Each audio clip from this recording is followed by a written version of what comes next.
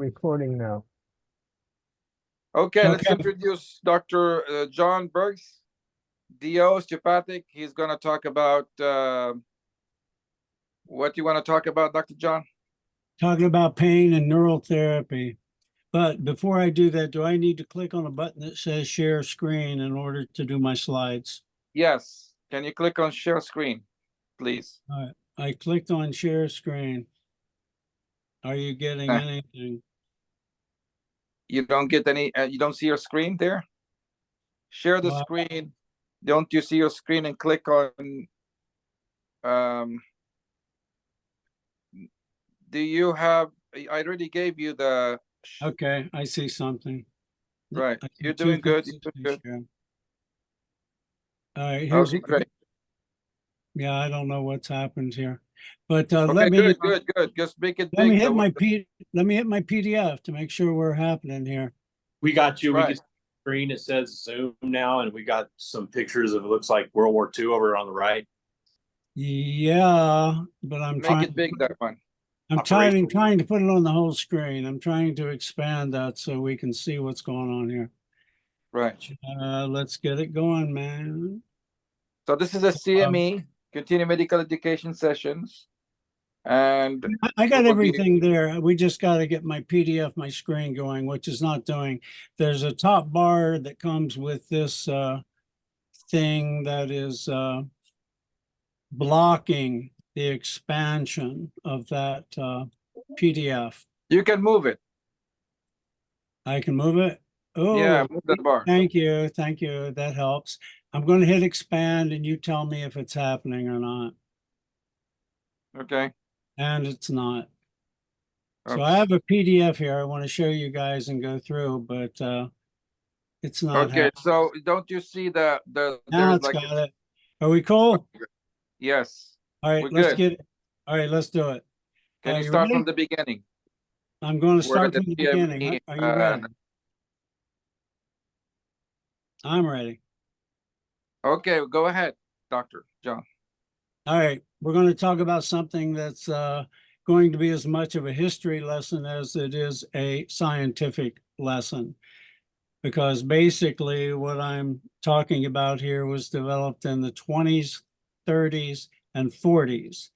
Major improvements, discoveries were made during World War II. And this was all German. Everything we're going over tonight is German. So that is quite a situation. And two of the Germans got the Nobel Prize in cellular communication in 1990.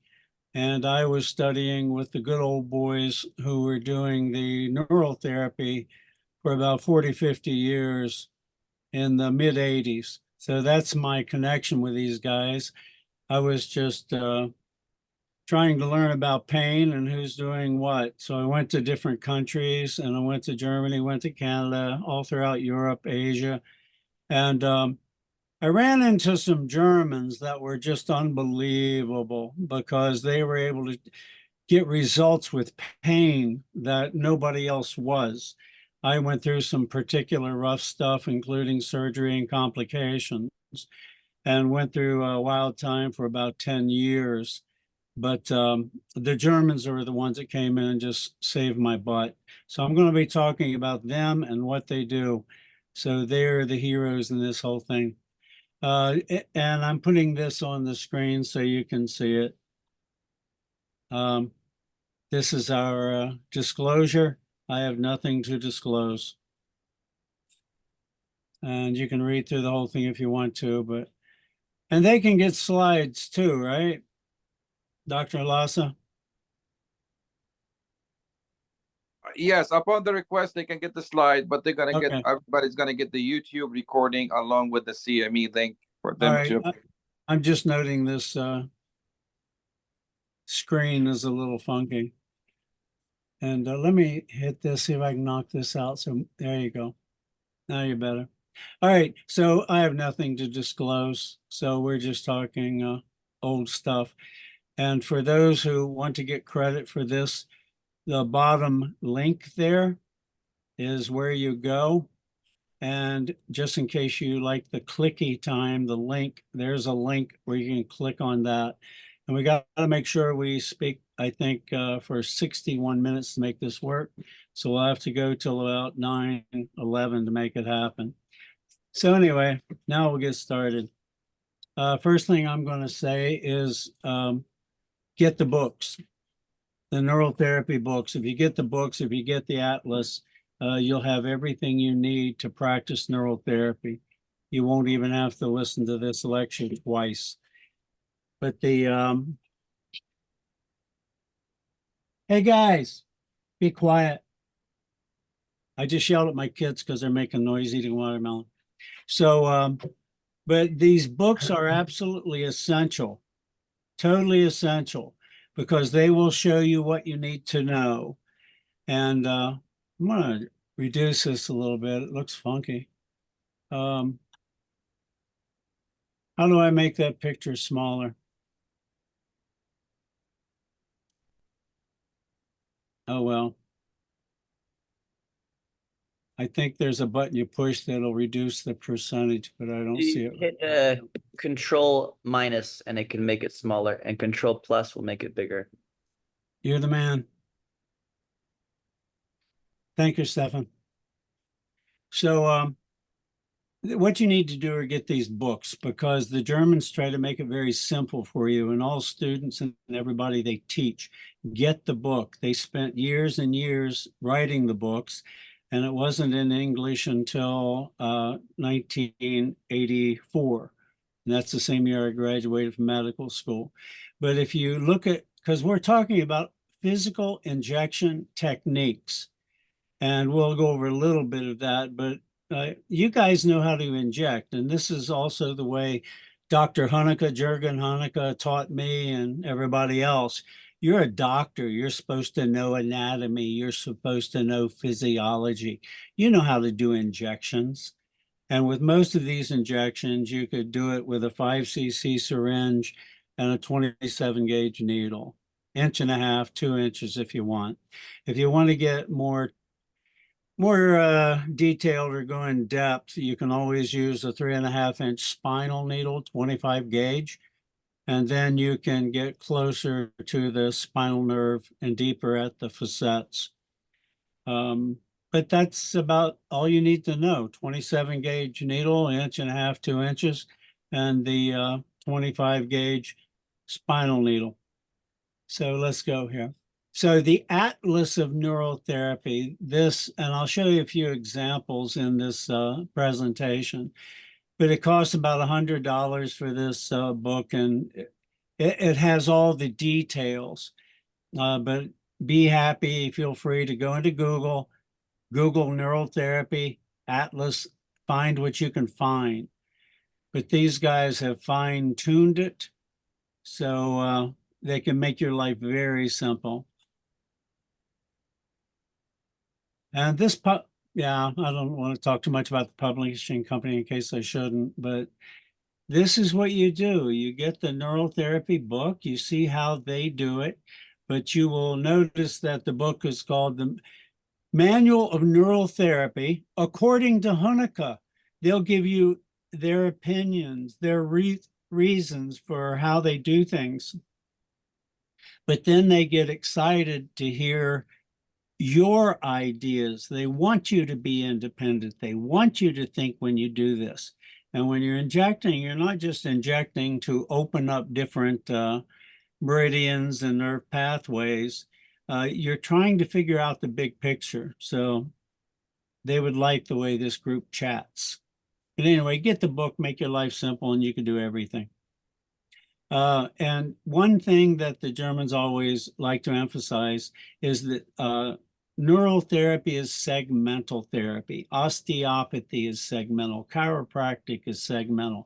Acupuncture, massage is segmental, which means, you know where the different segments, the dermatomes and such are, where the nerves go. Because if you have an area that is not working right, try to find the root nerve, and that would be the segment. And now they have a book out on the segmental therapy, even though we all practice osteopaths, chiropractors, acupuncture. It's pretty important, and it works so well and so simply that once you start, it just totally makes sense.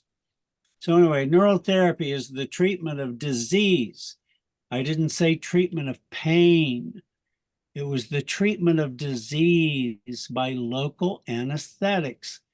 And my, interest, I did family practice, but my interest personally in this was pain, pain, pain. And then I saw this ad in the New England Journal of Medicine, or the Journal of the American Medical Association. And there was only 2 lines, I think.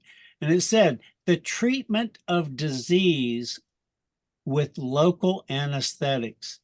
And they had a conference in Canada I was wondering, what the hell are they talking about? Heart disease, lung disease, all kinds of problems. Not pain, but not pain. And you guys feel free to interrupt me if you like anytime. So anyway, that's what intrigued me. That's why I went to Canada and learned what they were talking about. So they're just like chiropractic, osteopathic. If you have proper nerve supply to the organ without constriction, without restriction, then you have a healthier organ. That's what this is all about. The pain part is easy for the neural therapist. They asked us to bring the worst patients we've ever had to Canada so they could be treated there, and it could be demonstrated. All of the patients who were taken there had all of their pain gone within 3 days of the conference. Very impressive. So the subjects, the patients we had that were total failures in the United States, and I was one of them. 10 years, I had the best docs in the US, neurosurgeons, orthopedic surgeons, anesthesiologists, and they couldn't do squat. Germans, within 5 minutes, had me figured out. So anyway, think about that. The neural therapy is not just pain. If you relieve the pain, you'll probably also relieve the neurologic restrictions. And if you have scars, you have trauma, the Germans refer to those scars and restrictions as interference fields. And then if you inject the interference field, it polarizes, starts functioning properly, and then people get well. It's usually almost immediate. My background, I'm an osteopath and went to West Virginia West Virginia osteopathic school. Anyway, we're talking about injection therapy, local anesthetics with lidocaine or protocaine, usually. That's the way it works. But it's for pain and systemic disease. So it's like chiropractic in a syringe. It's like osteopathic in a syringe.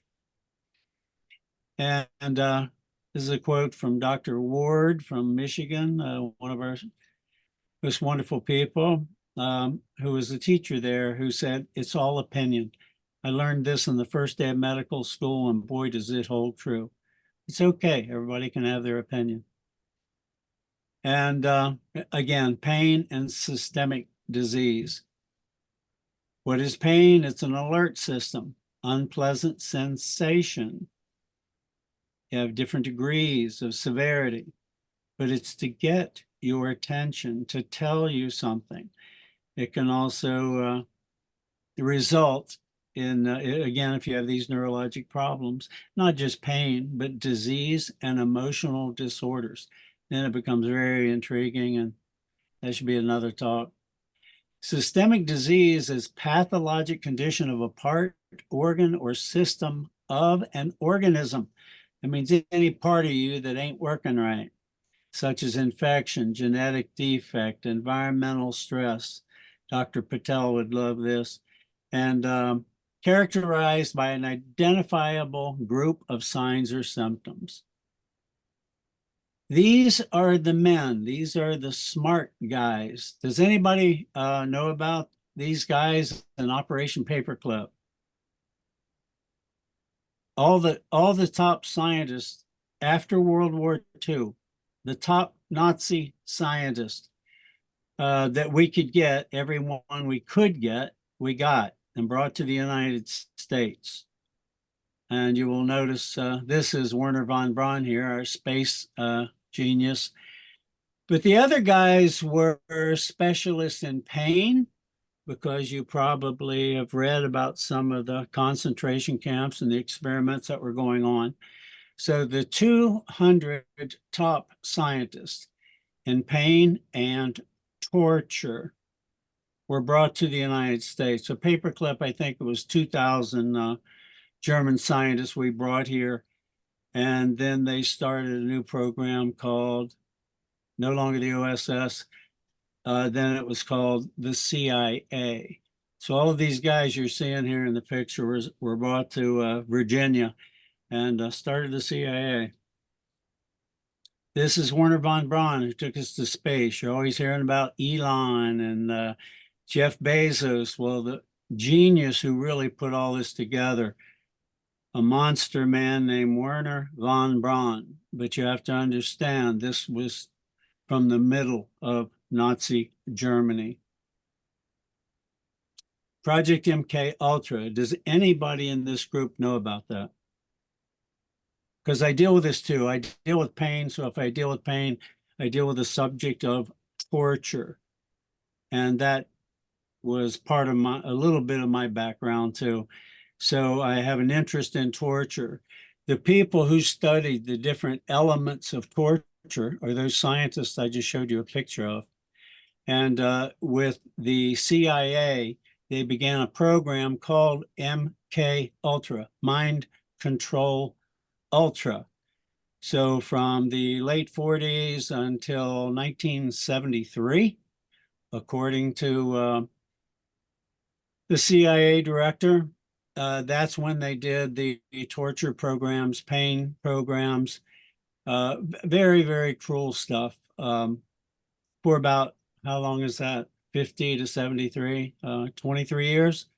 MK Ultra is particularly a program of torture of children. So the CIA was torturing children for about 20 years. And the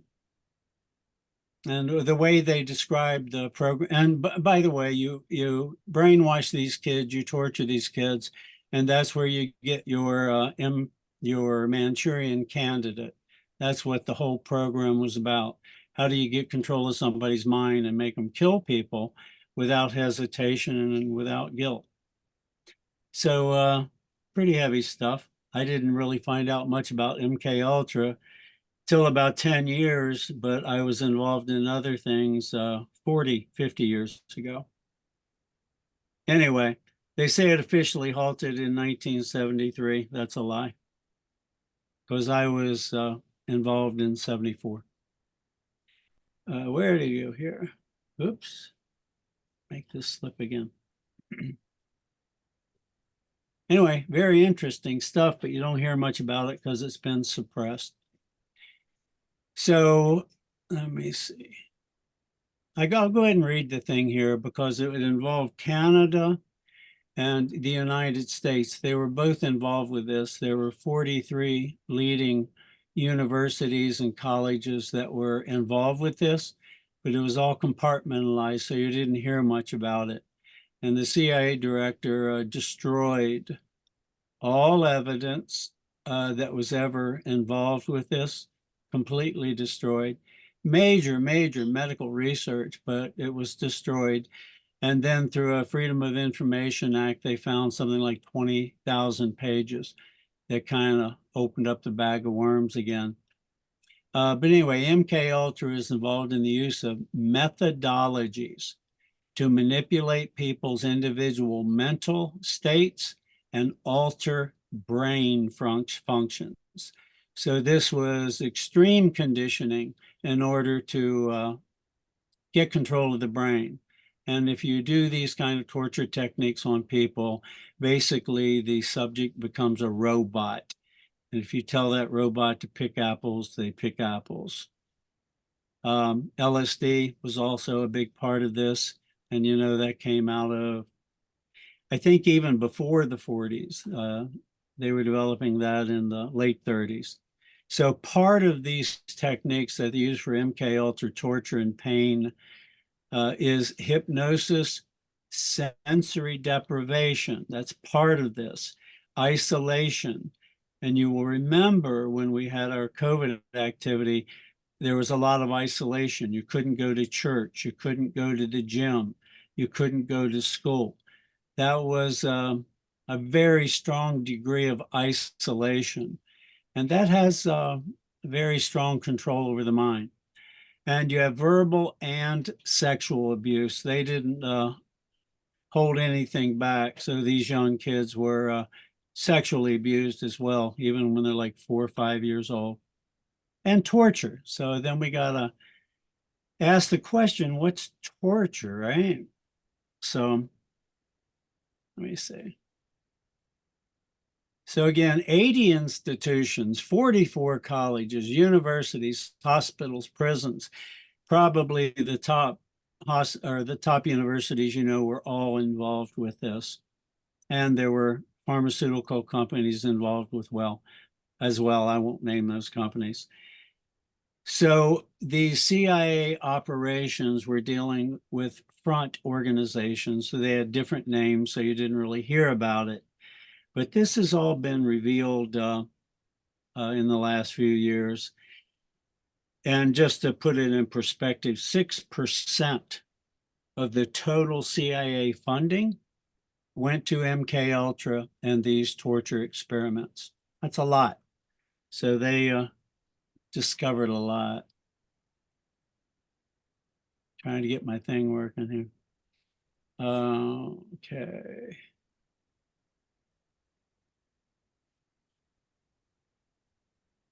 Sorry. Yeah. Okay, hold on. Oh, here's a statement, and it's worth hearing because this is the directive that they had for all of this. And this is the director of the CIA and the program directors. Can we get control of an individual? That was the question. Can they take a normal human being? Can they get control of them to the point where he will do our bidding? Again, Manchurian candidate, kill, murder, whatever. Put off a bomb, suicide bomb, same thing. So they were trying to find a way of getting a person to do our bidding against his will and even against the fundamental laws of nature, such as self-preservation. Well, that's pretty heavy. Let's see if we can make people do anything, even if it means they lose their life. And let's see here. Look at this guy. You guys knows him, the Colorado shooter. Look at this person who was also involved in some of these programs. Look at his attitude, what he looks like there, and then look at him here. Do you think he's gone through a mental change? And he was very much out of it. He was one of the most brilliant young scientists in the United States, and then he went a little crazy. So my background is a little bit with what's called SEER, and that's survival, evasion, rescue, and escape. And it's part of a training program, but then it overlapped with the MK Ultra that we're talking about. And it also developed the techniques that are currently being used in Guantanamo. So some of the techniques that were in the SEER program are now being utilized full bore in Guantanamo. So that's what I was doing at the time.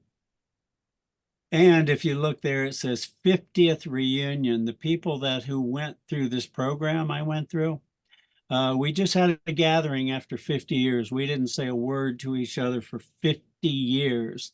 And then last month we got together. And there's a name there you military guys might know about, Wetsu. Any of you guys know what that means? anyway, we're going to say it means the World Environmental Transitional Sustainability Union. But in the military, it also meant we eat this shit up. So what are the methods of mind control? Because that's what this is about. Isolation, food deprivation, sleep deprivation, exposure, that means to the heat and to the cold. So you jump around naked a little bit and you get very cold, colder than you've ever been, maybe hotter than you've ever been. And also the influence of drugs that are usually added during these programs. But you never know what the drugs are, but your mind goes in places that's never gone before. And pain, and there are different ways of inflicting pain, and usually those methods are the same methods that were used during the Spanish Inquisition. If it doesn't kill the subject, and if the subject doesn't bleed, anything goes. And that's where you have the rack, stressing, stress positioning, that type of thing. You can really bring out the pain in somebody if you stretch them in the right way. But also the, I don't have, oh, there it is. Yes, sleep deprivation. Do not underestimate sleep deprivation. You think you have mind control and you can resist, but if they keep you awake for 2, 3, 4 days, you will find your mind goes into places it's never been before. So sleep deprivation is a big thing. And again, same techniques, stretching, stress positioning. The box, that's one of the methods that were used. And anyway, I went through a few things, had some surgery, and then complications after that. And then after 10 years of migraines, brain swelling, going unconscious, vomiting, severe pain, ran into the neural therapist and they figured it out because I had a surgical scar at the base of my spine. And the first thing the Germans asked me when I gave them the symptoms, which was extreme light sensitivity, they said, well, do you have a scar at the base of your spine? I said, yeah, how in the hell do you know that? And they said, well, that will cause all your symptoms. Then I asked, well, what do you do about it? And they said, oh, we inject it and it fixes it. So they injected the surgical scar and it fixed my migraines and made me a puppy dog appreciative of these great people. So in the injection world, all you guys have had a lot of experience with injections, so I know you know about this. But this is the difference between the Germans and us. In the United States, we do injections with lidocaine and cortisone. That's what's done probably 95% of the time. And most of you already know that cortisone can have a detrimental effect on connective tissue, right? So they're called your regular docs. The injections with lidocaine and dextrose is called prolotherapy. Now, the Americans were one who really pioneered a lot of this stuff. They had lidocaine or procaine in the 30s because they started in America, I think 1938, and the lidocaine wasn't developed until 1943. The good news about the lidocaine was that it didn't have the cardiac dysrhythmias and heart disturbances that procaine had with a lot of dental work. So anyway, you have two groups, one lidocaine and cortisone, the other one lidocaine and dextrose. But then you had a third group in Europe. These are the Germans. They did pure lidocaine, no dextrose, no cortisone. So you have MDs saying that, well, the cortisone's doing the healing. Then you have DOs saying, well, the dextrose is doing the healing. Nobody was asking the question, is lidocaine doing the healing? It's just our perspective. And again, that's why the Germans and the neurotherapists request that we think about what we're doing. Just have a perspective. So it's like Dr. Joseph Run Wild, ask questions, go deep, think about it. So anyway, it's kind of interesting that everybody, 99% were pushing lidocaine combined with something. But the Germans said, well, what about just the lidocaine? And they tried it and they tested and they found out it worked. Yeah, interesting. So neurotherapy treats systemic disease. I went through this before, but that was my big question and what led me to the Germans. How in the hell are they treating diseases with lidocaine? So what's in the injection world for systemic disease? Neural therapy. So it's not just pain, folks.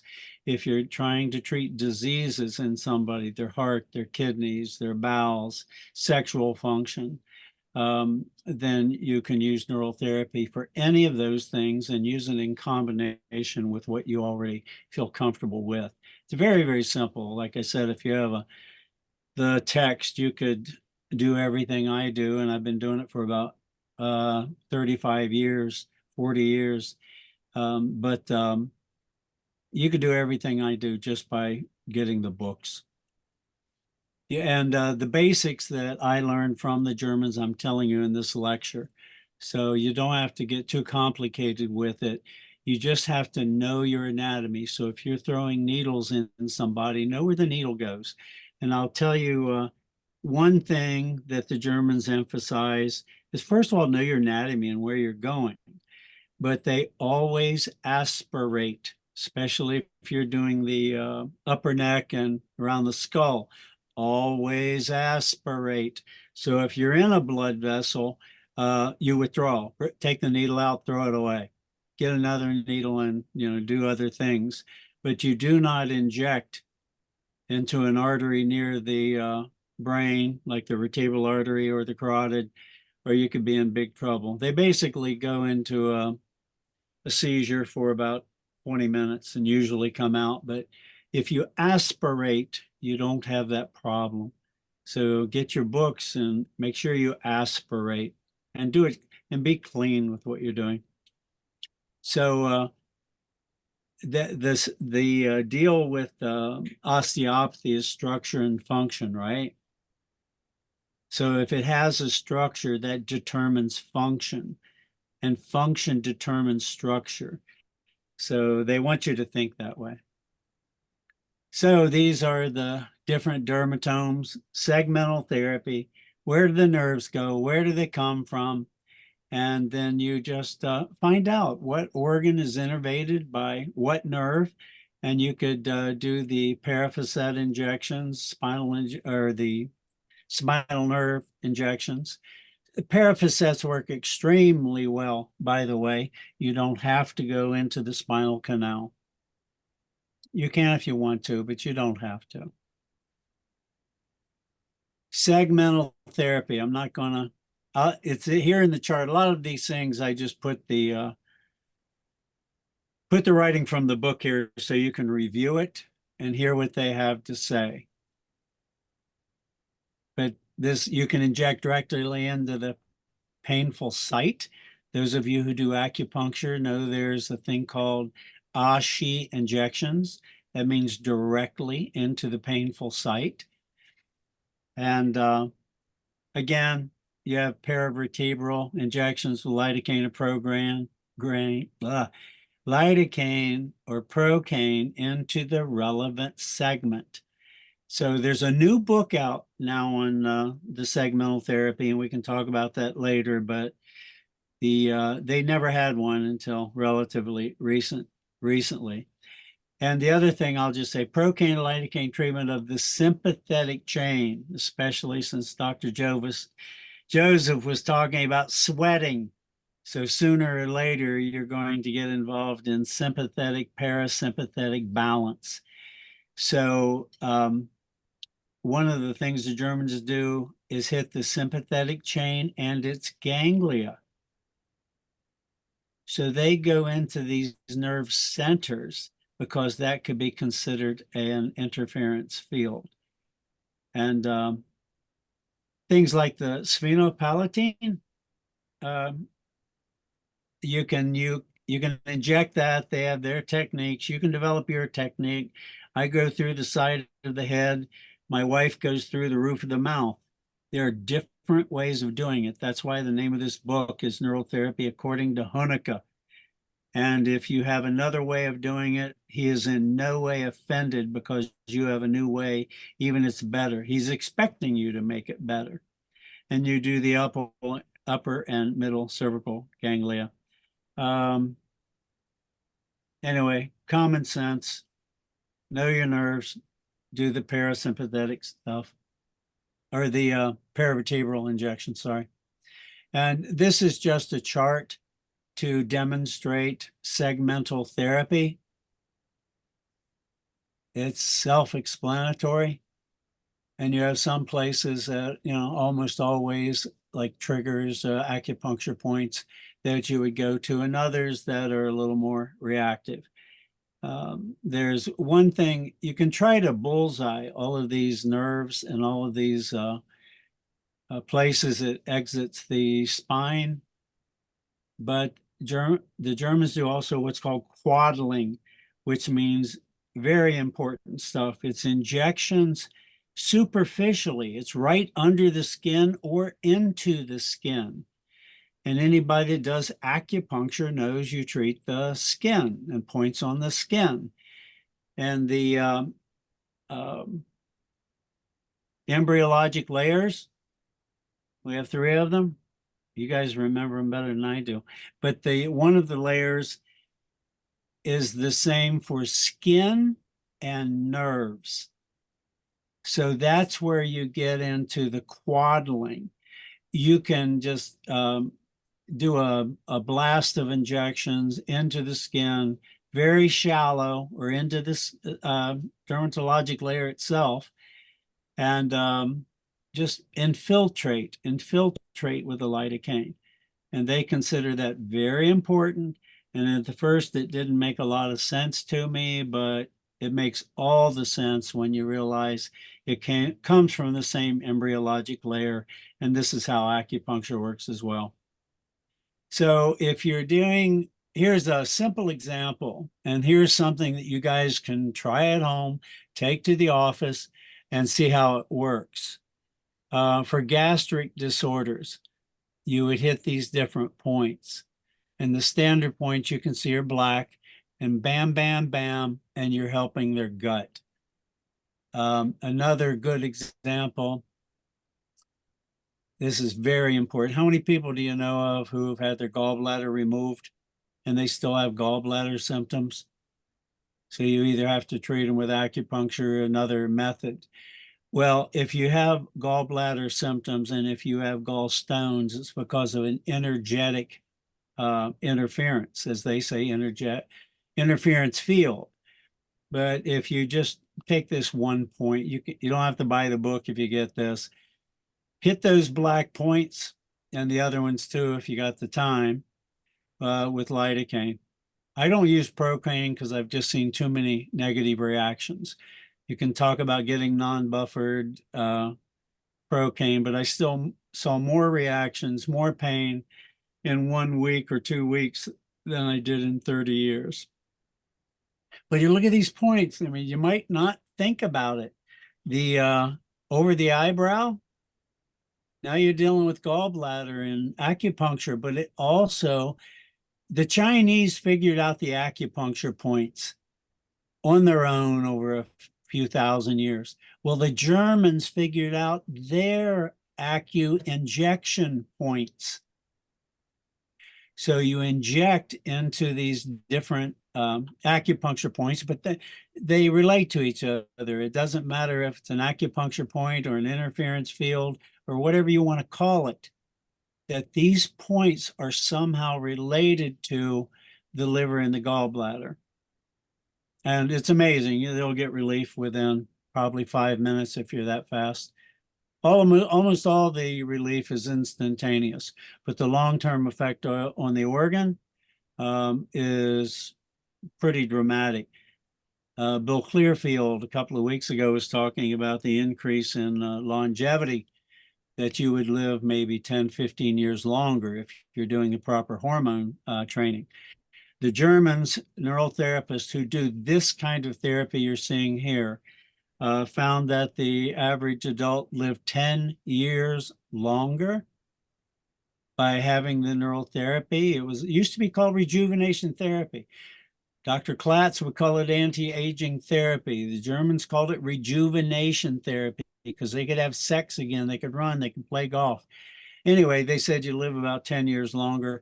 I was shocked when I went 12 years. I've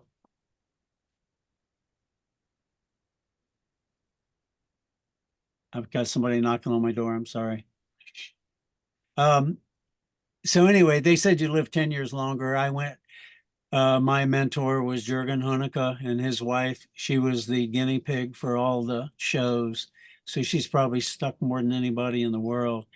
Anyway, when I hadn't seen him in 12 years, I'm thinking, oh my God, it's going to be like all my other meetings where I don't meet a buddy for 10, 12 years and they look like they've aged 20. When I saw Jürgen Honecker and his wife, I was absolutely, completely shocked because they didn't look like they had aged. They had a graying of the hair, maybe some very fine wrinkles, but nothing that you would see in a regular person. So anyway, this is anti-aging. It's rejuvenation therapy. It's not everything because you guys know more tricks than anybody, but this is so simple. You can add it to your therapies and give them an extra 10 years of life. So these are the back points for the gallbladder. It's almost too simple to be true, but it is. It has profound effect on the improvement of the patient. So these are these are points for the lungs.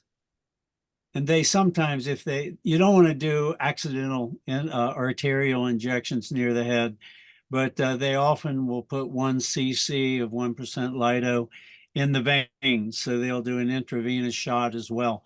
Just like some of you stem cell guys will run exosomes IV as well as specific locations.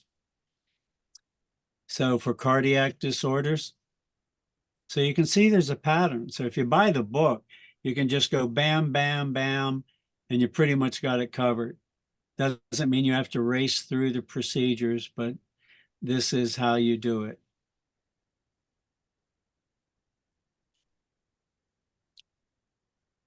So when you get into some of the ganglion, you got to be careful. You have to be a professional at your injection technique. And I'm sure you guys have seen the ciliary block, and when you first saw it, you went, whoa, that's touchy. But the Germans will go anywhere in the body. That's what they do. Let's see. And the pterygospinopalatine, this is what I say. This is the way I do it. And you can read the directions. You go halfway between the outer crease of the eye and the ear, right? So you go halfway between the ear and the eye, and you put it over the zygomatic arch and direct the needle toward molars on the left side, rear molars on the left. And if you go in that direction, you will go right to the sphenopalatine. It's absolutely beautiful. And you don't have to put a needle in so long that you pierce the sphenopalatine. You can put the person on their side, put them in a safe way to get it in there, but have the person lay on their opposite lateral side. And that way the lidocaine will settle into like a big old parachute, land right there. And for people that have complicated sinus conditions, headaches, this is a miraculous technique. And again, my wife, she'll go through the roof of the mouth because that's what she likes to do. So stellates, it can be a little touchy, so you want to watch what you do and how you do it. And again, Honecker will say it's all opinion. It's how you want to do it.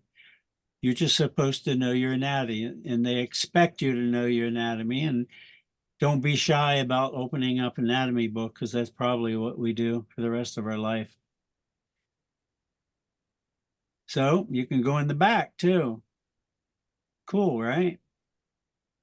Go in the front, go in the back, and if you're smart enough, you can go in sideways. So everybody has their method. And that's why they say according to. You're supposed to use your brain and come up with your own technique. And if you like what they teach you, you can try that and try other things as well. And usually if you aspirate and you're not totally crazy, don't go into the lungs, because if you nick the lung, it can deflate. And that's not what you want to do. And I'm not bragging, but in whatever the 35 years I've done it, we've never deflated a lung. And I worked with other pain docs who would take out about 3 to 4 lungs a year. But you don't have to. Just be really, really careful. And technique means a lot. Go in straight, come out straight. Don't go in and move the needle side to side, or you're liable to slice something like an artery. So don't do that. Go in, come out. If there is a problem where you see blood, just put pressure on it. It'll be resolved within 1 minute. So lightning reaction, the Germans, when they really got into this stuff in the 1920s, they knew if you injected women's scars on their pretty legs, so they had an ugly, and you'll notice there are two kinds of scars. There's one that's purpley and dark when it ain't totally right, isn't totally right. And you have others that are lighter. Why is it you have scars that are lighter and some that are darker? Well, anyway, they were injecting scars on women, not for pain, but for beauty. It was aesthetics. And they injected a scar on a lady's leg, and within 3 seconds, her migraine headache went away. So the Punica brothers said, "What the hell is that?" And they called it a lightning reaction. They inject into the scar, and there's an immediate relief of symptoms. Less than 5 seconds, it's gone. And there are a lot of books. You guys are familiar with Netter. Waldman, if you really like injections, and that's a great book for just about everything. They have descriptions of the areas, methods, how to write it up. Makes your life easy. Weiner, you may not have heard of this guy. So the largest pain management group in the United States was the Academy of Pain Management, and very wonderful group. And it was the largest pain group in the United States. It was also the only integrative pain group, for all you integrative guys, in the United States. This book, as you can see, 1,600 pages. The American Academy of Pain Management was started by a PhD in LA, and he didn't have a dog in the race. He just was a pure researcher, and he wanted to know how pain worked, what you can do, and all that. But he wasn't pushing cortisone, massage, or alcohol. It's just pure pain. So this group was the largest pain group, the only integrated pain group. And they had so the president of this group had a discussion with NPR and a congressman from, or a senator from Kentucky. And they blamed this group for starting the opiate epidemic in America, because they also dealt with opiates, medications of all kind, and they were probably doing more to reduce narcotic medication than any group. But they were targeted by the Senate, the Congress, and the NPR, whoever controls them. And this group was destroyed. They were taken out of business, and now you don't hear about them anymore. So as far as integrative therapy, integrative pain, except for you guys, there's not a lot happening. And we have some like Dr. Dimitri. He's founded the foundation of Integrative National Foundation of Integrative Medicine. So we have people like Dr. Dimitri, who are doing a lot of very important and big deal things now in that area. So integrative just means you use what works. It's kind of common sense. But anyway, this was one hell of a group, one hell of a book, but not many people hear about it anymore. Myofascial pain dysfunction. Travell, you've all heard about Travell and her trigger points, right?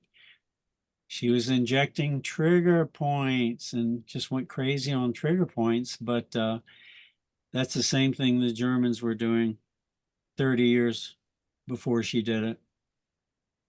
I admire what she did, though. She's one hell of a researcher. We had the wife of Dr. David Simmons lecture to our group, and she's one who does specific microcurrent. So trigger points have a pretty broad breadth. You could do a lot of things with it. Anyway, she contributed a lot. And if you all didn't know, she was the personal physician for John Kennedy. And I'll show you one of my mentors here a little later, and I'll tell you who his patient was. Alternative medicine. A lot of you guys who've dealt with A4M are familiar with Burton Goldberg. And he's calling it alternative medicine, but he interviewed a whole bunch of really, like he said, 380 leading edge physicians. And that would include some of the guys we got in this group. And he did a fantastic job. I think he died in his 90s. But again, he didn't have a dog in the race. He just wanted to prove what worked. And what worked was whatever worked. So you use whatever is functional. And at some point, our groups will be talking about that. You have 380 ways of treating a patient. Which way do you use first? What do you start with? And I think our groups are going to be able to define ethics, and ethics will be based upon protocol, and then protocol will be based upon research. So all of us agree we need research. And then from that, we can establish protocol according to what is the safest, most effective, and least expensive.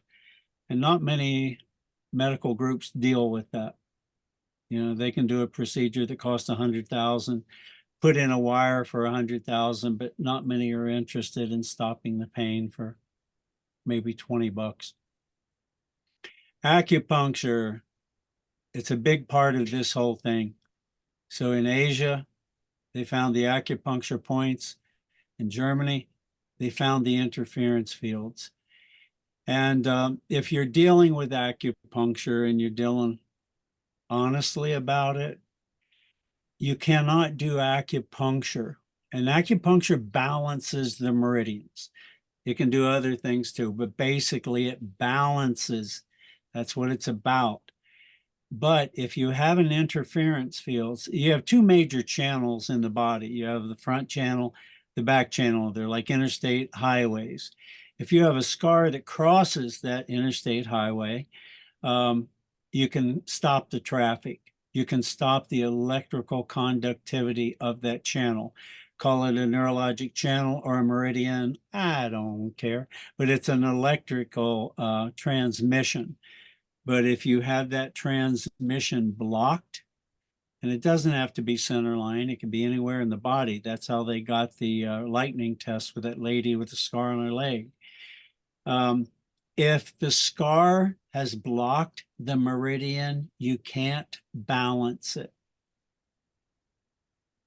If it's blocked, you can't balance it. If you have hot and cold water taps to your sink, but either the cold doesn't work or the hot doesn't work, you can't balance it to make it lukewarm. So the really top acupuncturists would, and this is in Asia too, if you're doing acupuncture, you have to do neural therapy, or you could put 500 treatments into a patient with acupuncture, and it never works because of a meridian being blocked. And we'll go into a little bit of the research my wife and I did in this. we were the guys who studied scars on the abdomen, hysterectomies, C-sections, and its effect on pain. So if a woman comes to you in Germany and she says, I have pain in my toe, the first thing they do is inject every scar on the body. Scars don't have a back seat in this game. They have the front seat. The very first thing you do is inject the scar, and it may or may not be an interference field, but with C-sections and how many tens of millions of women who've had those surgery, if a woman comes into your office and she's had a C-section and you start treating her for pain or other problems and you do not inject the scar, you're probably going to miss it. Scars are a big deal. The scar was a big deal with me. Mine was in the back and it caused pain in the head. And with women, they have scars in the belly. And usually that creates pain in the upper shoulders and neck, which is interesting as heck. And usually if you inject that scar, most of the time, about 56% of the time, there will be a major reduction of pain within 5 minutes. So you can have women who have been in pain nonstop for 20 years, 30 years, and inject the C-section and their pain goes away in 5 minutes. And usually if you inject them, repeat that maybe 5 times, you've taken 90% of the pain out, 90% of the interference field for the rest of their life. So it's not something you have to do all the time. You can do other things as well. But if you don't have the meridians open by opening the scar, this includes lumbar laminectomies, surgical scars. They'll do a beautiful scar. You have the best, wonderful, most excellent surgeon in the world, and he does a lumbar laminectomy, and the patient still has the pain or they're worse. The first thing you would do with that patient is inject that scar, and you would be surprised at the benefit. And if you don't do it, they will never get well. One thing for the fun of it is auricular acupuncture. So if you don't know much about acupuncture, you can still get a guide or a book on auricular acupuncture. And some inject, some do pure acupuncture needles. My mentor dipped his acupuncture needles in homeopathic solutions. So he developed what's called homeopuncture, where he combines homeopathy and acupuncture. What I've done is develop a formula that goes transdermally, so you don't need the needle, you don't need the syringe, not the acupuncture needle. You can just put a micro drop of prepared solutions that are homeopathic, and then have it transdermal. You can have some drivers that have it through the skin in 5 seconds. So it can be extremely fast and very, very effective. And for people who can't handle needles or acupuncture, this is a method that causes no pain whatsoever, extremely fast, relatively cheap. But if you have those micro drops, you can if you don't want to go to the, the complicated acupuncture points on the body, or you don't want to strip the patient down naked, you can put those drops, what I call acu drops, and you put them on these organs, these references on their lung, their back. And you guys probably already know we have the entire spine represented here with the low back and the lumbar and the neck and the head. So there's an extremely simple way to have fun and get people well. Ear acupuncture, you can look it up. Syriac's Orthopedic Medicine, another good source. Manual thermal evaluation, Jean-Pierre Barral. He's the guy who did organ manipulation. He did a lot of osteopathy, but then he learned how to manipulate organs as well. And by the way, when you do the injections, especially, well, almost any way you do it, if you do the neural therapeutic injections right, and you're unblocking an area that's blocked, the patient, their entire body will emit heat. Chinese will call it qi. I'm calling it heat, but it can make my secretary sweat just because of the heat that comes off the body if you open it.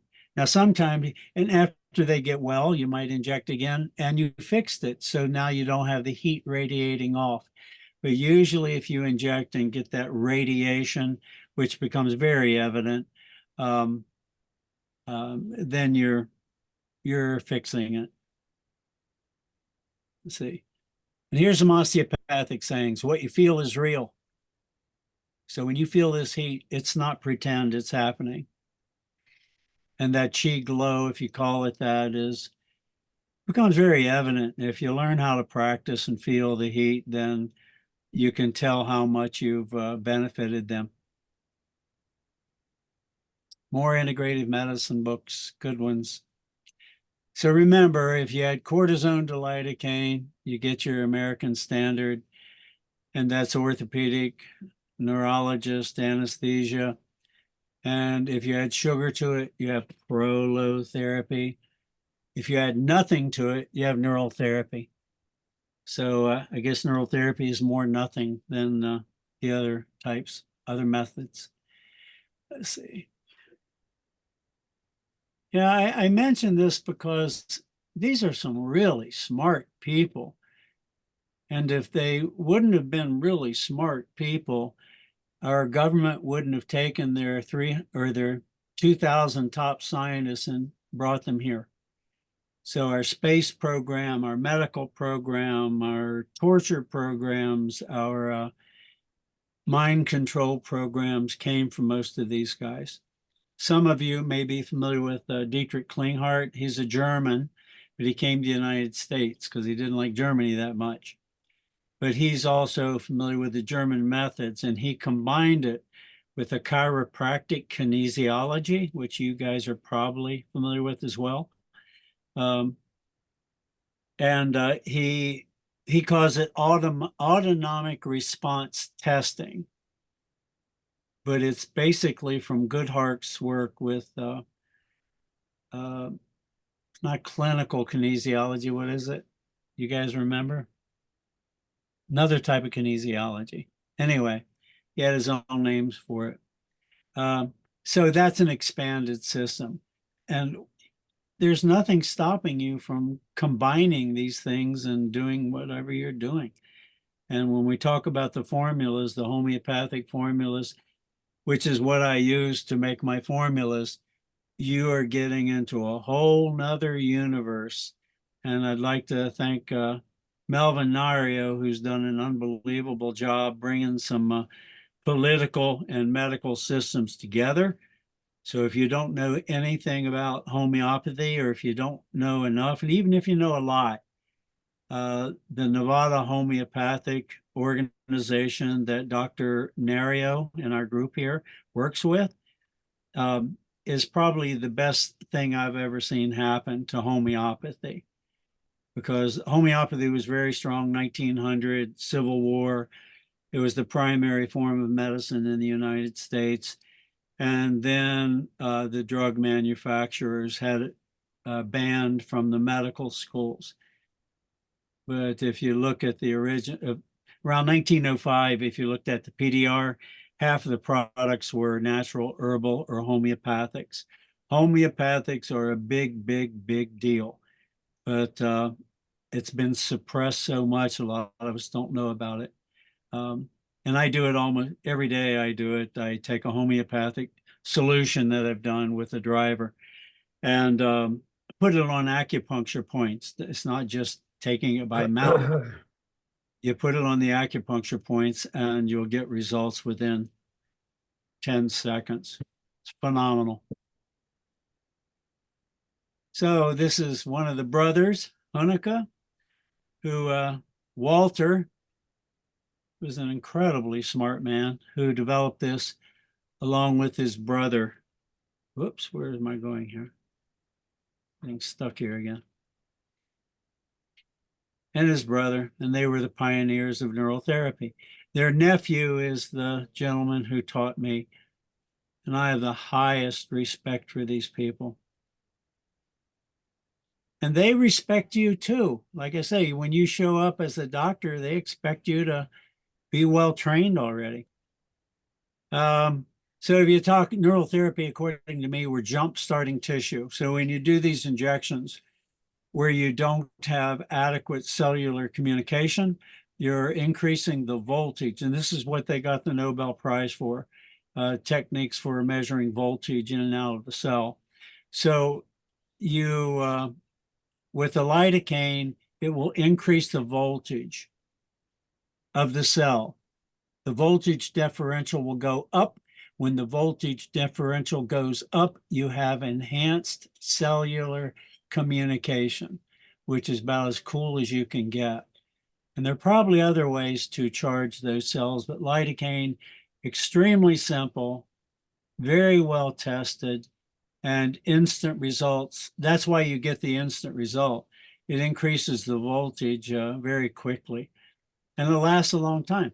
I call it jump starting. So if I get the interference field fixed and the person becomes healthier, they maintain their voltage. Like if you jump someone's car and their car's running right and the alternator's working right, it will charge the battery. So you can think of it in those simple terms because it actually does that. Yeah, and one of the things interesting is that the lidocaine affects runaway cells, okay, the ones that aren't working right. But this is fascinating, and I don't know what it all means, but virtually no effect on normal cells. So it charges the low charge cell, but it doesn't overcharge the other cells, which is fascinating as hell. And somebody else mentioned to me that, there's an optimal voltage where the cells are doing their best. So it's like not too hot, not too cold, Goldilocks. You want it just right. And then you can think that because here's where some of the problem comes. Doctors will say lidocaine only has a local anesthetic effect of 20 minutes, right? It has nothing to do with it. We're not going for the anesthetic effect. So they're associating pain with anesthesia. They're not associating pain with dysregulation. So the actual effect of the lidocaine, if you inject somebody in an interference field or different paravertebral blocks, is about 3 to 5 days. You can have people that are majorly screwed up and you'll see benefit for 3 to 5 days. But if you repeat it a few times, you can completely correct the system. But I think most doctors think lidocaine, it numbs it up for 20 minutes. After that, it's bullshit. Well, it's not. It has a longer extended enhancement of cellular communication. And all of you have used lidocaine as an antiarrhythmic in the emergency room. So if you have cardiac arrhythmia, everybody's getting a bolus of 75 milligrams of lidocaine. Has nothing to do with pain. It has everything to do with systemic regulation and return to a normal state. Oh, what am I getting here? Well, that one looks like it didn't work very well. What the heck? Oh, no, I'm skipping stuff. Sorry, made me jump around. Where the hell did I go anyway? Okay, I hit the wrong button. Here we go. Let me see if I can make this work again. Okay, it's working. Cortisone, sugar, nothing. The man. Well, there's my blank. I don't know what that was. Anyway, if you have another way of looking at this, especially women who have the C-sections, if you have a radio unplugged You can adjust the volume control. You can adjust the tuning. If the current is not there, the radio won't work. You have to plug in the power first. And here's another thing. Yeah, you can have things short circuit. When I talk at the interference field, you can have twigs or pieces of grass or scar tissue that can short circuit an electric fence so the horses get out, or short circuit the meridian so the person suffers and dies 10 years early. I put these in here just to give you a little bit of reference when you talk about pain and this type of stuff. You can go back 6,000 years, 2,000 years, 3,000 years ago. The Chinese were doing some amazing stuff. I studied in Sri Lanka, and he studied in, my mentor, Anton Jayasuriya, studied in China. He was extremely respectful once he learned the acupuncture systems and contributed a lot to it. So it's, it's not just a couple of guys. This goes way back. When you deal with the Germans, they will kind of blow your mind and how much research they did, because the anesthesia was advanced to an extreme degree in the late 1800s. So here's my instructor, the guy on the right, not the Pope. So the guy on the right, that's Anton Jayasuriya, and I told you I'd say who his patient was. His patient was Queen Elizabeth. If you're wondering why she lived to be 100 years old, he was taking care of her. And he also directed the United Nations, World Health Organization, and a special group called Medicina Alternativa, which is alternative medicine, which is integrative medicine. He ran that whole United Nations program. And he published 120 textbooks. The guy wasn't real. We'd have lines of 100 people lined up, and they'd walk up, and he'd have assistants on either side of him. He talks to the patient and asks them about their wife and their children and their little dogs. And, he just carries on a beautiful conversation with them. But he had them completely diagnosed according to acupuncture point and the homeopathic within 5 seconds. I was there. I watched it. He was treating diseases they considered incurable in the United States. But anyway, he didn't let the patient know. He figured them out in 5 seconds. He gives them attention. He smiles. He shares his love with them. And on the side, he's writing down the homeopathic remedy and the acupuncture point. Then the assistant takes them away and treats them. That's me hanging out with a guy. This was about a couple of months before he died. He was being nominated for a Nobel Prize in DC, and I was picking up something there. And the month after this picture was taken, the tsunami hit Asia, and he was dead shortly after that. Like I said, he was an empath. He could read you, and I don't know if there's another better name for empath, but he had everybody figured out, and he just shared his love with so many people. And by the way, he treated 3 million patients for free.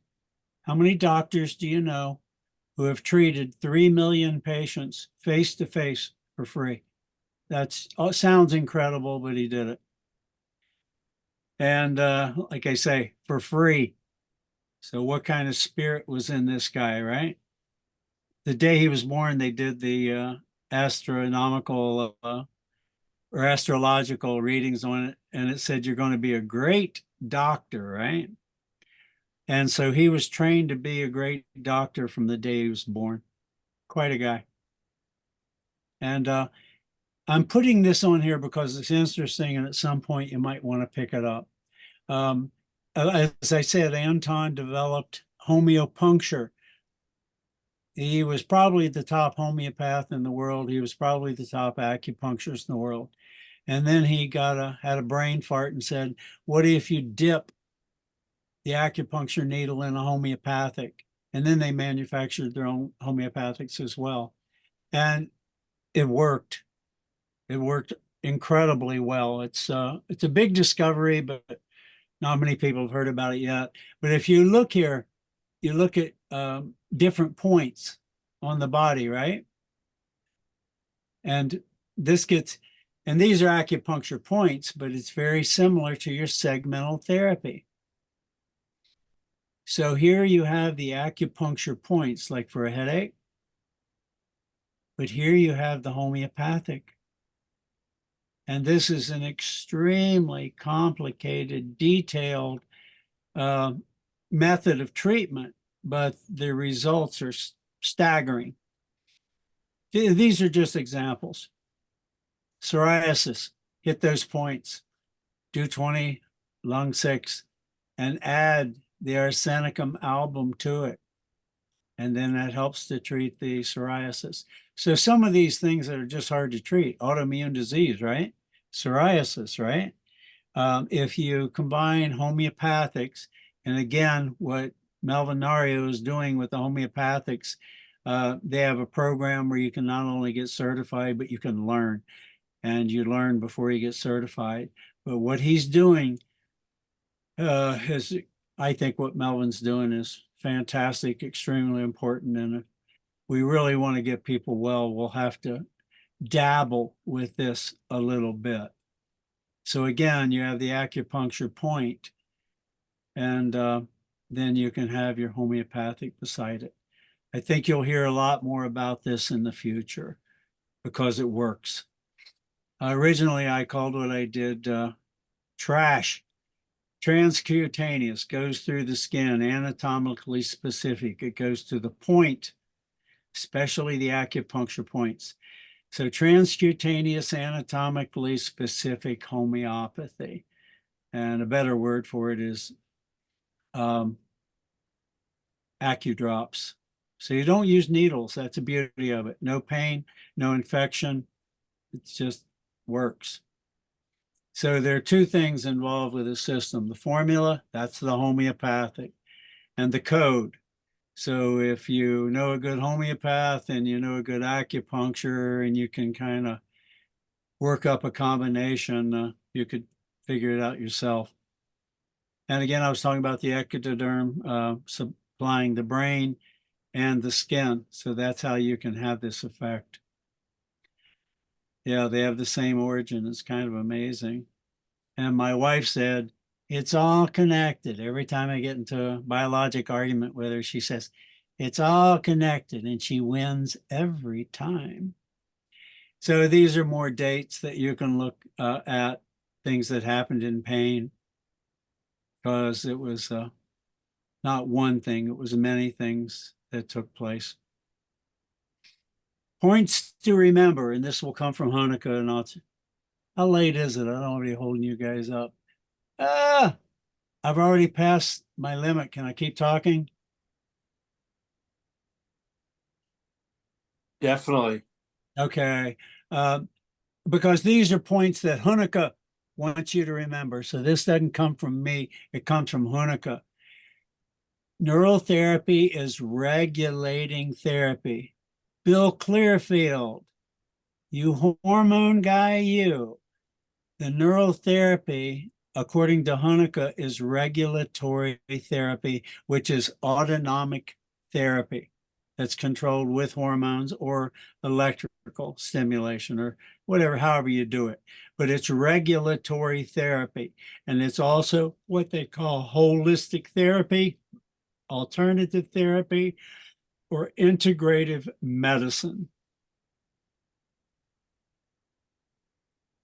Anyway, he wants you to know that, so I'm reminding you that you're supposed to use your brain. Think outside of the box. Don't think you use one thing. You can use many things. And then you have to find out what's your priority. And usually that should be, if we're ethical, something that's relatively safe, relatively effective, and relatively cheap. You don't start out with a $500,000 procedure. Another points to remember. Wait, did I just do this? Anyway, neurovegetative is a term they use. And if you get somebody in a normal neurovegetative, balanced, autonomic hormonal system, the person gets well. And if they do get well, again, I didn't used to say it, but Bill started it.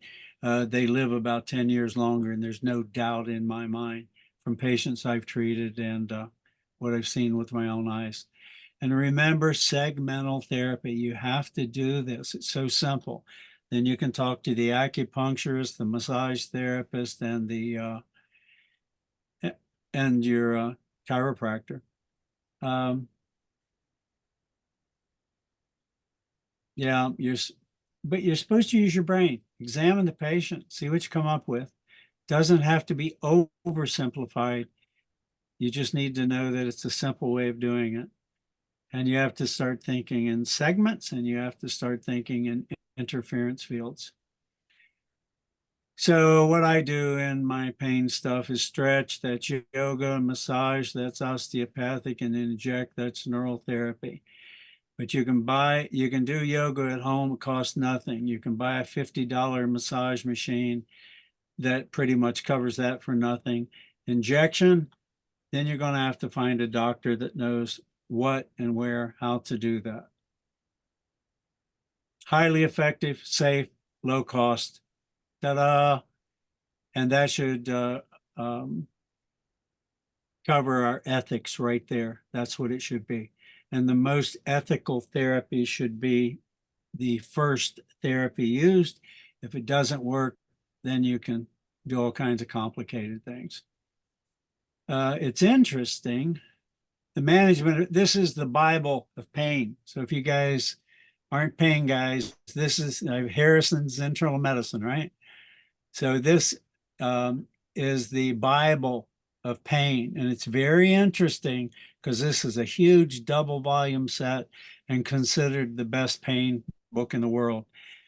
And in this book, the author says that still the most effective treatment for pain is local anesthetics. Can you believe it? He said since 1955 is where most of the pain doctors realized local anesthetics had more effect on pain than anything. And here we are, something like 70 years later, it's still true. So if you actually read the pain management books and the Bible of pain, you will find out they were huge fans and still are of local anesthetics. It's just that the Germans have really expanded it. And we learned it from them. So there you go. And here's one more thing that's kind of important. And this is what the Bible of Pain Management says, Bonica. Okay. Local injections with anesthetics are diagnostic. If you hit an area and the pain's gone, that's diagnostic. It's prognostic. You can see how long the pain goes away. Is it for a day, for a month, or a year? Because if it goes away for a long time, that's going to be easy. It's an easy prognosis. So you can diagnose with the injections. And especially if you get into the acupuncture and you know where the organs are and how you're doing that. So it's diagnostic, prognostic, and therapeutic. So in our Bible of pain, it says the local anesthetics are diagnostic, prognostic, and therapeutic. That's rather unique.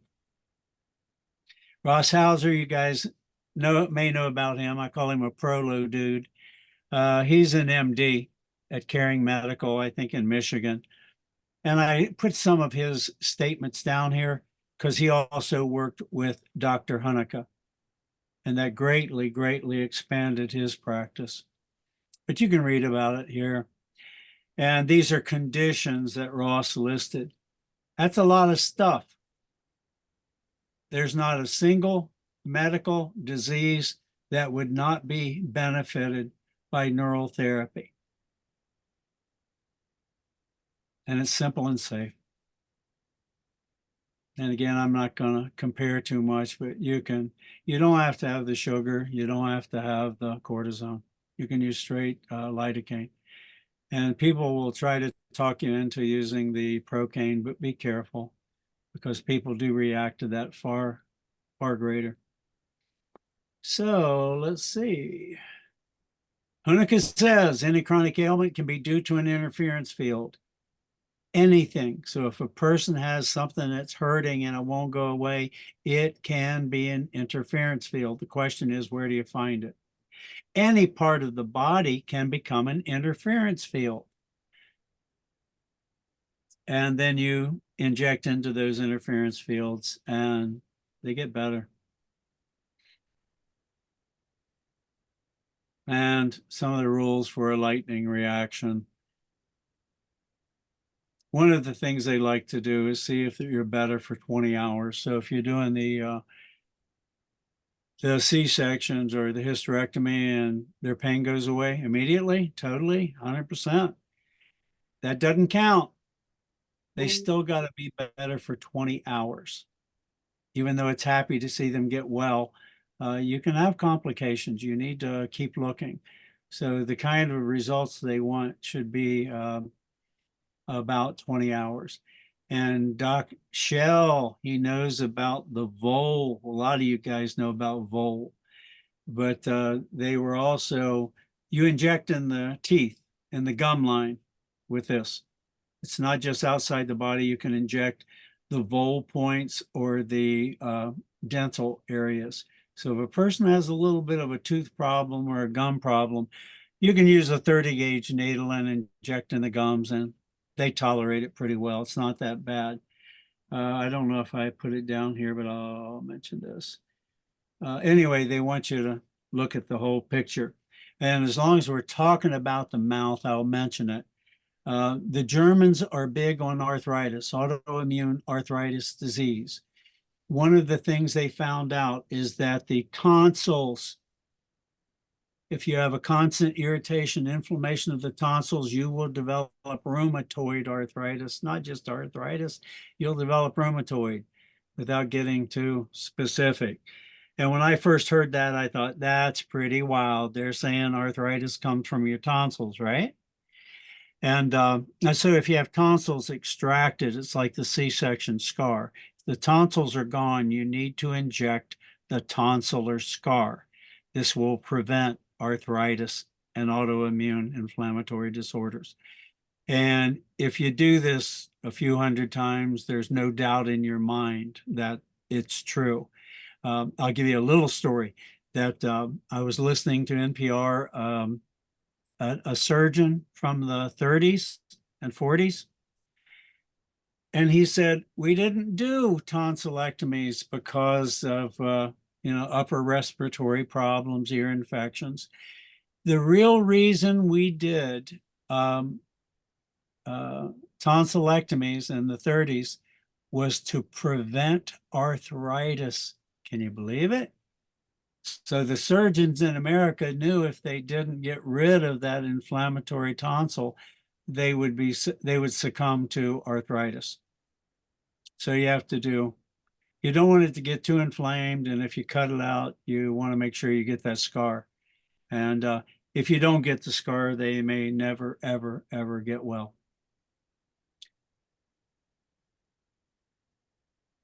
Oh, if injection is okay. The way the Germans do this is like the scar on the belly. You hit the belly and the pain doesn't go away in 10 seconds. Well, it's got to be somewhere else. They don't say come back for 20 injections or that type of thing. They try to be very specific in the area that's injected that has results. And then they will continue. But if they don't get results that first time, they usually go somewhere else, wherever that is. Let me see. Anyway, Dr. Joseph was talking about sweating. You're going to have to get into the sympathetic, parasympathetic balance, and that's what they do.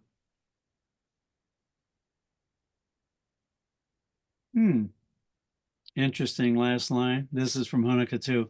Do not stop treatment. until you've tried everything. So they don't give up easily, but their clinical skills are so good, they usually get the result. Did I just blow it? Okay. Always get the scars. Don't forget about it. As silly as it sounds, hit it.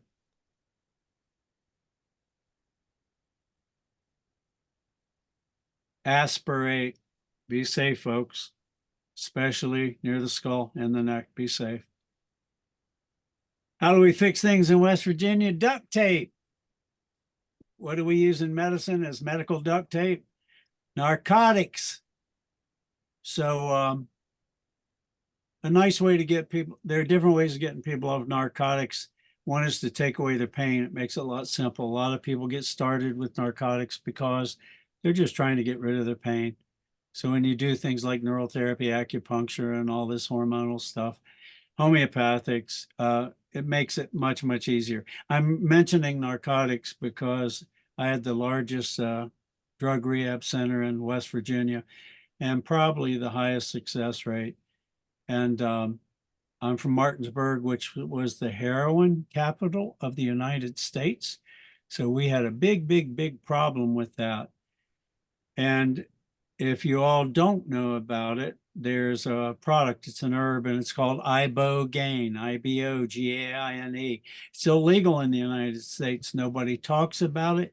I talked to Joe Manchin, my senator, my representative, who heads the anti-narcotic, anti-opiate program in America.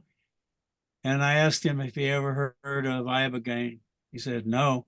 I said, we can get people off opiates in 1 week. If we have to push it, we can get them off in 1 day. It's 1,000 milligram capsule. You take it, you get trippy because it's a hallucinogen. But anyway, you take 1 capsule and you lay down on the couch for 6 hours. When you get off the couch, all of your withdrawal symptoms are gone. So the magic of that herb ibogaine is that it removes withdrawal.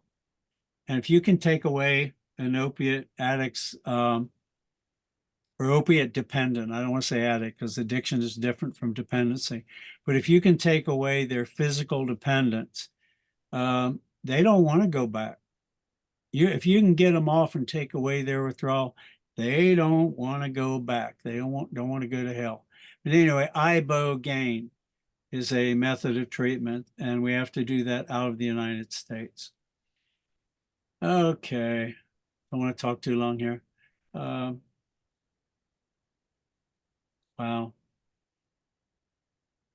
The narcotic problem is so bad, and you can get people off in 1 week. The average length of time I took to get, we had other products in the United States, and I'm not going to mention it, but we had other herbal products. And usually within 2 weeks, I could get somebody who's shooting heroin twice a day, completely off opiates for the rest of their life in 2 weeks. So that product was in the United States. They were using it in California and setting all kinds of world records in strength and endurance. But then those people had a private meeting with somebody who made them and the product disappear. Therefore, that product is gone, but you can still get people off the opiates with ibogaine. But what the product I use costs less than $100. Ibogaine for 30 capsules, under $100. I got people off dope. The 1 capsule of ibogaine is $10,000 plus the hotel, plus the airfare. So the price went from $80 to $12,000. Discretionary income, that's why I say it's a difference between life and death. If you got the money, you can go to a few different countries and get completely off the stuff within 3 days. You go down, rest a little bit, come back, and you're done. It's over. I sent a lot of people on the ibogaine to Canada. And once they took away our herbal products here, we were just out of luck. So then I sent people to Canada where it was legal 10, 12 years ago, but pretty much illegal, or they give you problems in Canada now for doing it. That's why we have clinics in the Bahamas where they do that. Let's see.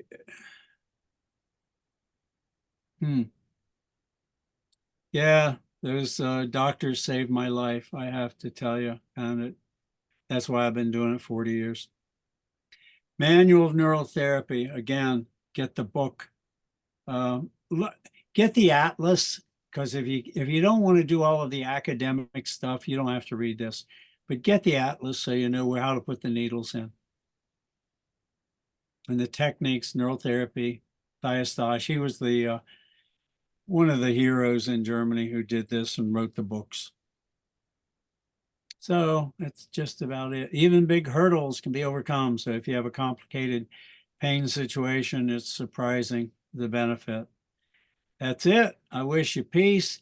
Then I'm going to talk for 2 seconds about the research. My wife and I did the research along with John Milam, who's like a genius. He taught at the university. He did research on research. And if you like abstract minds, he had one. So our research is relatively solid because of John Milam. My wife's a great surgeon. I'm a goofball from West Virginia, but John Milam really understands research. So he assisted us. And I'm not going to go through the entire research program.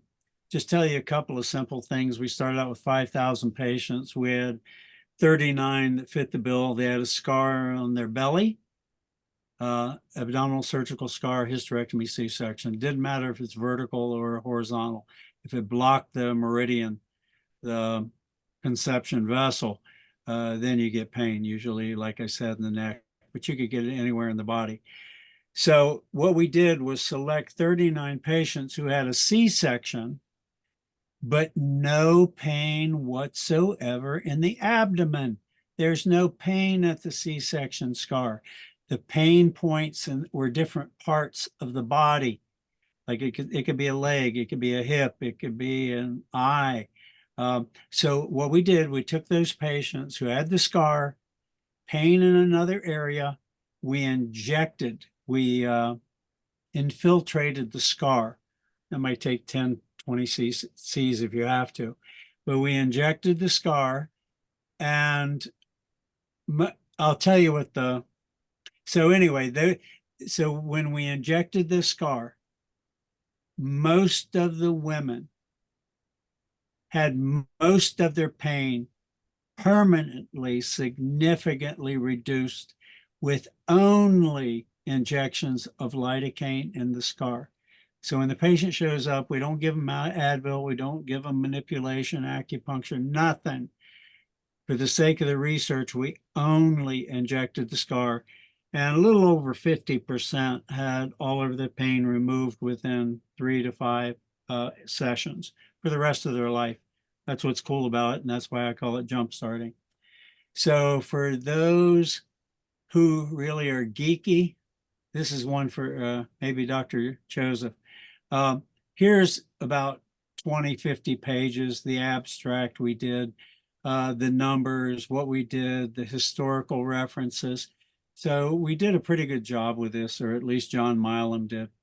And I leave this for you to read if you want, and the references as well. And then you get into the complicated brainy stuff, which is not me. But that's what we did. It took a long time to do this, I think. At least 2 years to put it together. Anyway, that's it. Yay. Any questions?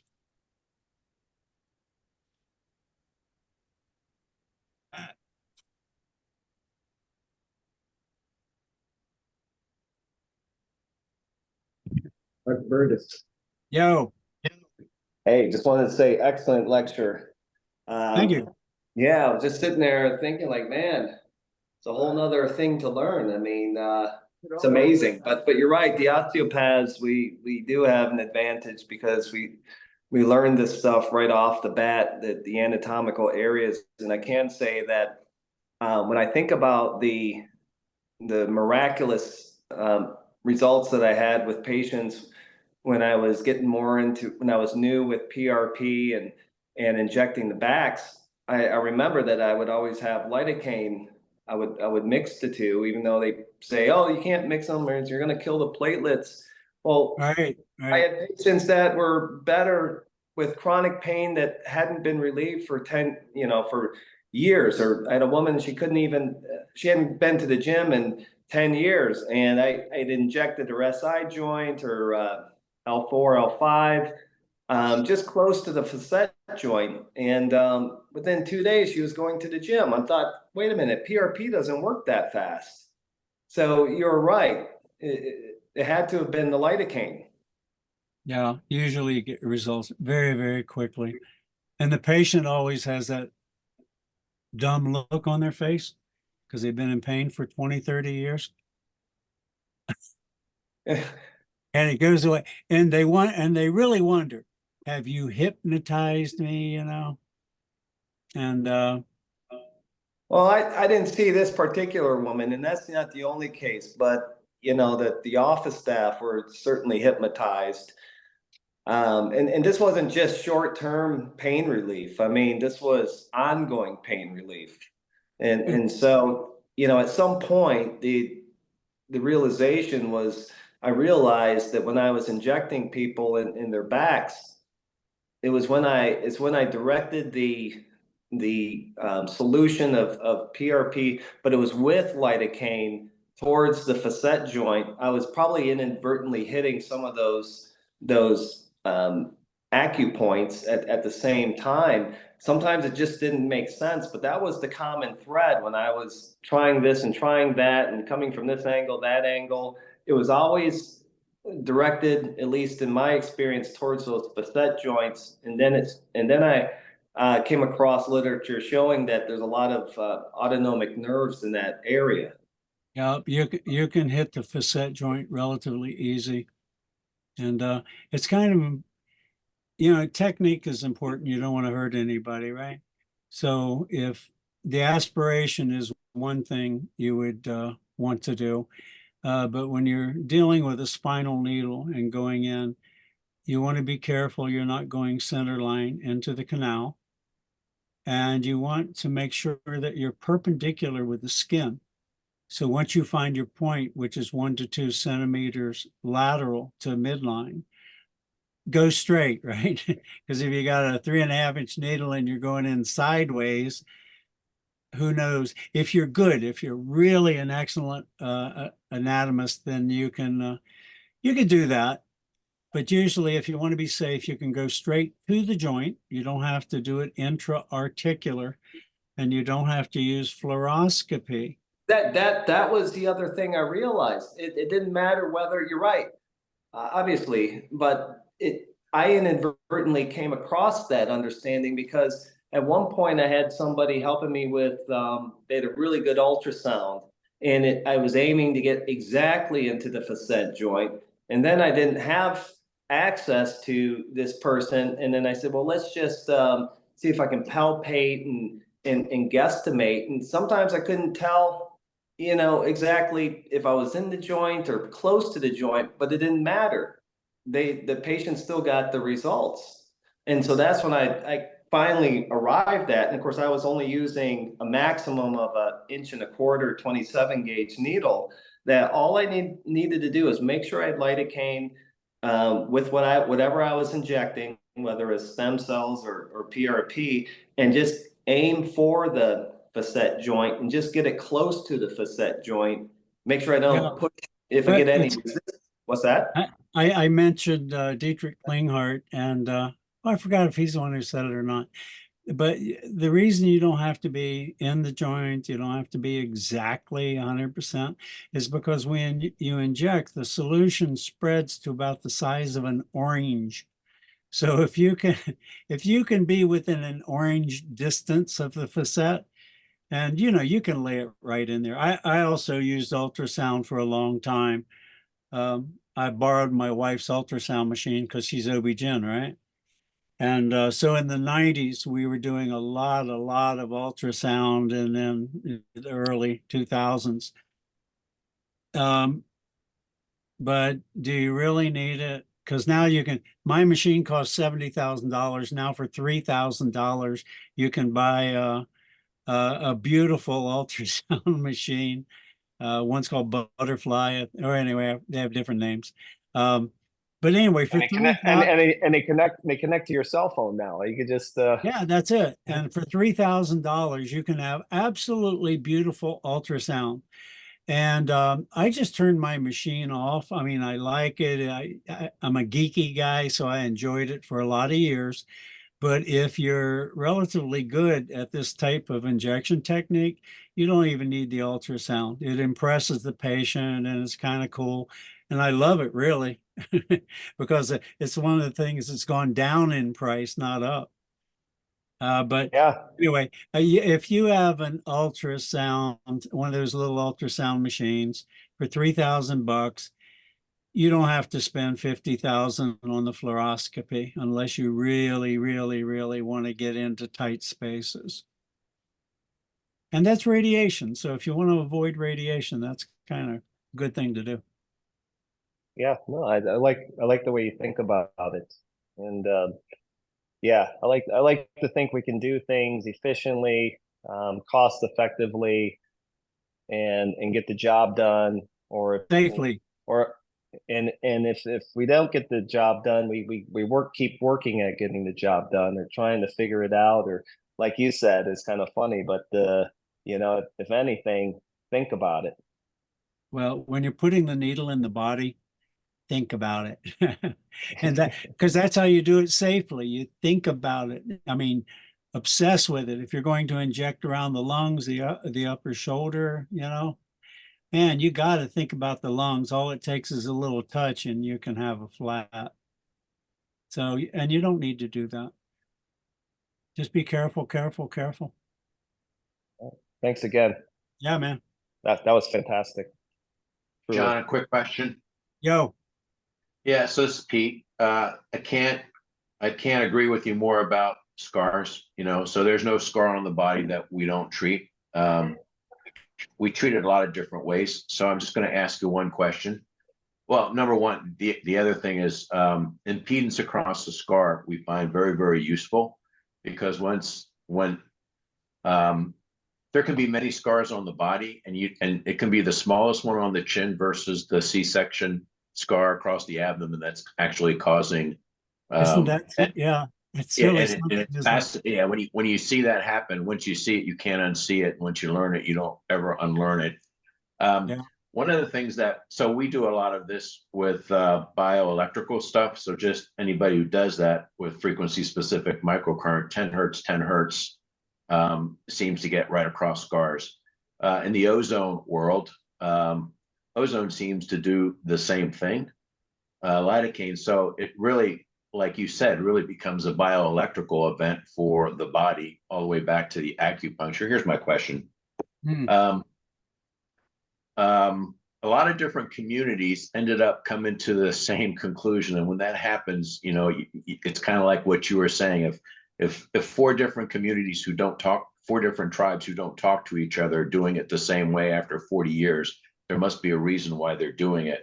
One of the things that, in terms of the segmental approach to handling people with pain, is do the Germans, do you do anything different by starting in a specific part of the body first? I'm not going to give you my answer. After I hear yours, I will tell you what we do. Oh gosh. I just want to know if you're another tribe that does it the same way. When I'm kind of testing the patient, I will do that with the AccuDrops before even I inject. I mean, I love injections, but I don't know what you're talking about. But when I check to see if their condition is related to a certain area, that's when I use the transdermal homeopathy. Yeah, and it may not be a direct correlation. What we find is, and you've alluded to it, but where the pain where it hurts is frequently not the site of the pain and not the cause of the pain. You know, it's quite remote frequently. What we find is if you don't reset the head, if you don't reset the brain bioelectrically, then even the gains that you make peripherally don't seem to hold as long. So and it happened in the in a lot of the different communities. So you reset the pain centers of the brain, because after 3 weeks of being in pain, you're changing the neuroanatomy, you're changing the physiology, so that I forget the right nucleus. If I was, you know, it's not ceruleus, but it just changes the biochemistry in the spinal cord in the brain. So by resetting it first in the brain, then the spinal cord, then when you get out to the periphery and to the scars, then it really holds a long time. That's just our experience. I don't know what anybody else has found, but it just pays huge dividends. If you do it the other way, you know, you still get results, but they don't hold as long. But other than that, we're so similar in so many ways. Instead of the needles, you know, now we're using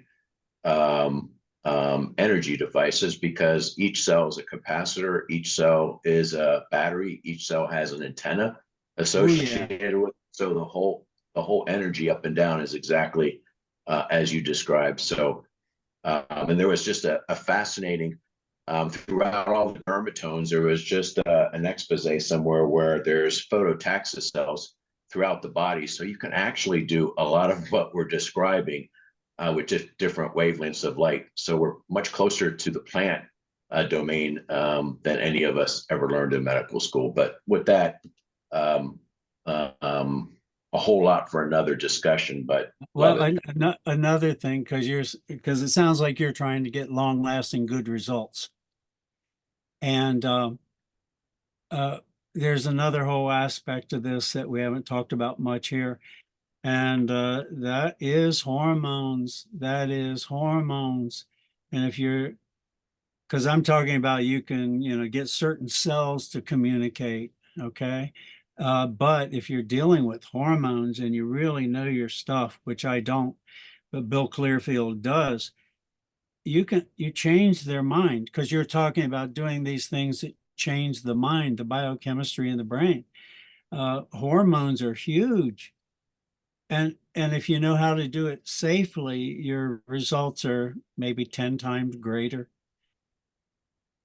well, so yeah, so the conversation for us really becomes we were bioelectrical before we were biochemical, and not by a lot, you know, but it was the physics of the energy that drives the biochemistry.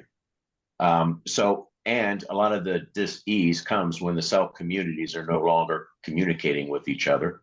So we see that with all kinds of TBI, with all kinds of issues.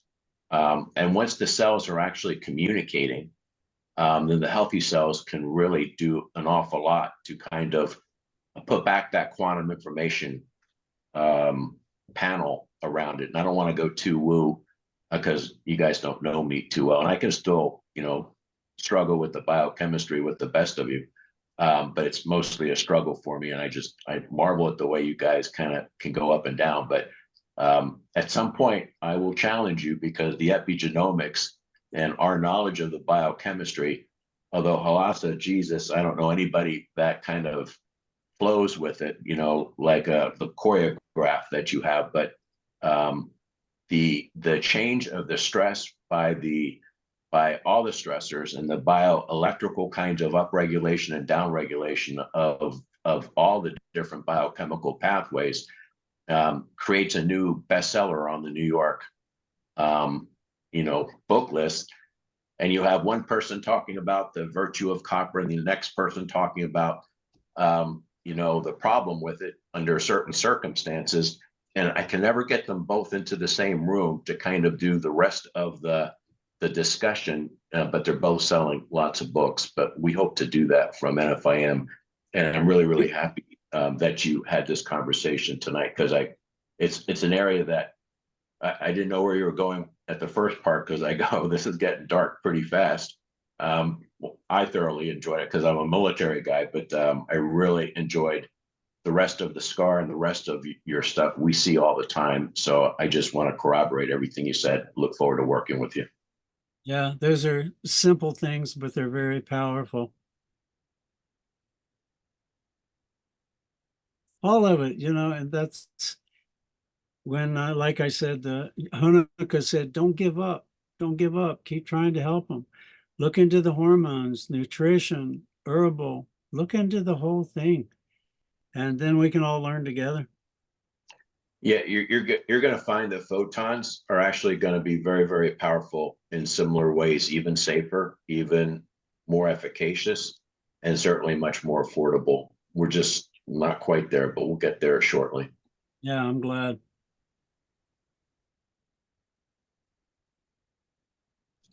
Halasa, come on. I said some stuff towards you that you can't let go unchallenged.